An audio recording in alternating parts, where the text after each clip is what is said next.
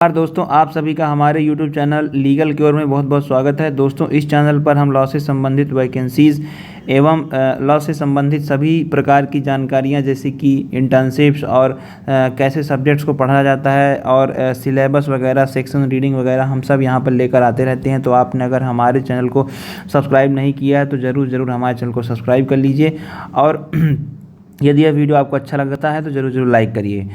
दोस्तों, यह जो RRB staff and welfare inspector का जो पेपर हुआ था अभी 10 सितंबर 2025 को, उसमें मैंने भी पार्टिसिपेट किया था। और अगर बात करें तो हम लोगों के अंदर एक जिज्ञासा है कि आंसर की कब रिलीज होगी।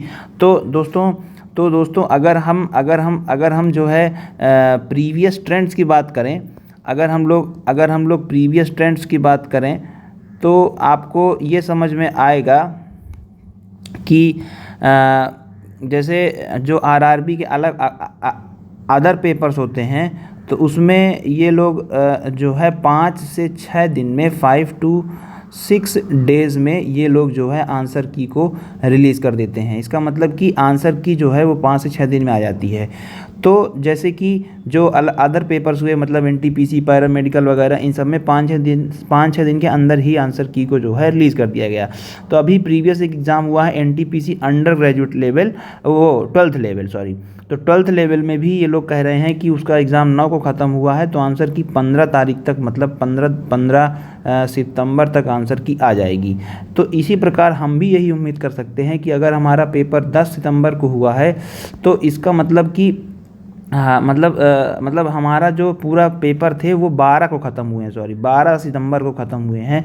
तो 12 सितंबर को ख़त्म हुए हैं तो 12 से आप मान लीजिए कि 5 से 6 दिन आप मान लीजिए। तो इसका मतलब यही है कि वही 18 सितंबर या 19 सितंबर के बीच में आपको जो है आंसर की देखने को मिल जाएगी दोस्तों, ठीक है। मतलब इस तारीख तक आ ही जाएगी। अगर इस तारीख तक नहीं आएगी तो इससे पहले भी आ सकती है, लेकिन इसके बाद नहीं होगा, इससे पहले भी आ सकती है। लेकिन 18 से 19 सितंबर तक जो है आपकी आंसर की रिलीज कर दी जाएगी। अब दोस्तों, जो आंसर की जब रिलीज होगी तब उसमें दोस्तों आप लोगों को क्या क्या देखना है मैं आपको बता देता हूँ।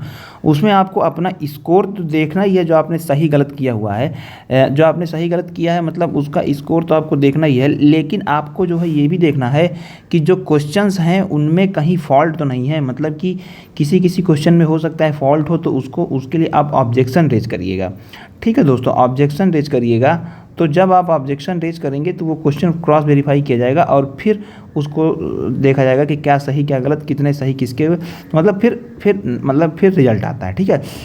तो कहने का मतलब कि ऑब्जेक्शन आप लोग जो है ज़रूर डालिएगा, क्योंकि मेरे हिसाब से मैथ के एक से एक क्वेश्चन में शायद ऑब्जेक्शन लगाने लगा है, क्योंकि वो एक जो है बोर्ड मास का क्वेश्चन था। तो बोर्ड मास के क्वेश्चन में वो आ नहीं रहा था, तो मतलब कि उसके ऑप्शंस नहीं आ रहे थे, तो मतलब शायद उसमें ऑब्जेक्शन लगाया जा सके। ये आप आंसर की आने के बाद अपने अपने पोर्टल पर दे सकते हैं।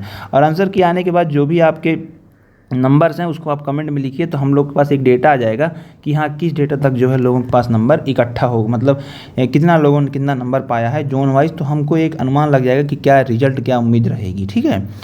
अगला सवाल है हमारा कि जो आपकी कट ऑफ आफ्टर आंसर की के बाद क्या कट ऑफ होगी। दोस्तों, क्या होता है ना कि जब हम लोग पेपर दे के आते हैं तो हम लोग बहुत ज़्यादा पॉजिटिव रहते हैं। हमको ये लगता है कि हमने अगर 90 किए हैं तो हमारे 80 सही हैं, 75 सही हैं, ठीक है।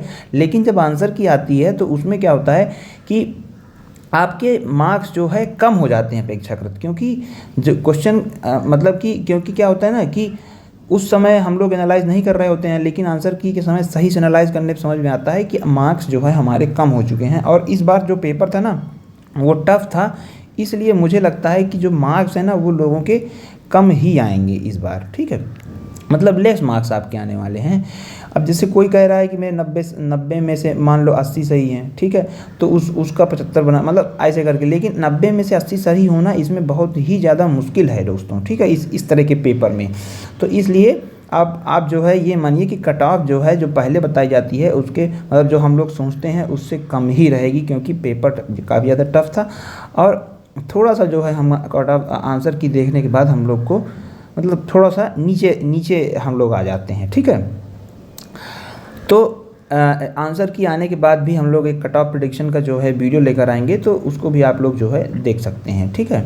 अब एक्सपेक्टेड रिजल्ट डेट, ये दोस्तों बहुत ही ज़्यादा ज़रूरी चीज़ है, क्योंकि जितने लोग इस एग्ज़ाम की तैयारी किए थे या इस एग्ज़ाम में बैठे थे वो ये उम्मीद कर रहे हैं कि अगर उनका पता चले तो जल्दी पता चले, नहीं तो अगर लेट पता चलता है तो फिर वो लोग कोई और एग्ज़ाम की तैयारी करते रहेंगे, और अगर पता चले जल्दी पता चले तो इसलिए वो लोग जो है अगला एग्ज़ाम तैयारी छोड़ दें और इसी में अपना जो है फ्यूचर देख लें। तो दोस्तों ऐसा सोचना बिल्कुल गलत है दोस्तों, ऐसा सोचना बिल्कुल सही नहीं है, क्योंकि जो अथॉरिटी है वो किस प्रकार से जो है पेपर ले रही है, किस प्रकार आंसर की निकाल रही, किस प्रकार रिजल्ट निकाल रही और समय कितना ले रही है, ये आप नहीं बता सकते। इसलिए आप जो प्रिपरेशन अपनी कर रहे हैं उसको आप जारी रखिए दोस्तों, ठीक है, उसको आप अपनी जारी रखिए। और इसकी एक्सपेक्टेड रिजल्ट डेट जहाँ तक मेरे हिसाब से है, तो जैसे एनटीपीसी ग्रेजुएट लेवल और एनटीपीसी अंडर ग्रेजुएट, मतलब एनटीपीसी अंडर 12th लेवल, ठीक है, तो 12th लेवल इसके बाद, इनके रिजल्ट के बाद जो है इसका रिजल्ट आने की उम्मीद है आपके, ठीक है। मिनिस्टीरियल कैटेगरी, मिनिस्टीरियल इन आइसोलेटेड कैटेगरी का रिजल्ट इसके बाद ही आएगा, एनटीपीसी के बाद ही आएगा। तो एनटीपीसी का रिजल्ट अभी तक आया नहीं है, इनका ये रिजल्ट कह रहे हैं कि सितंबर तक लास्ट तक उम्मीद है, या लास्ट तक उम्मीद है, तो सितंबर लास्ट या अक्टूबर फर्स्ट वीक तक उम्मीद है। तो अगर अक्टूबर फर्स्ट या फर्स्ट वीक तक उम्मीद है तो हमारा रिजल्ट मान के चलिए आप कि नवंबर से पहले तो नहीं आएगा, ठीक है, मतलब नवंबर से पहले रिजल्ट हम लोग का नहीं आएगा। और नवंबर 2025 में, मतलब लास्ट नवंबर 2025 तक हम लोग का जो है रिजल्ट जो है दोस्तों वो आ सकता है, ठीक है। तो ये रही कुछ इन्फॉर्मेशन जो कि मैं आपको देना चाहता था स्टाफ एंड वेलफेयर इंस्पेक्टर के एग्ज़ाम से संबंधित।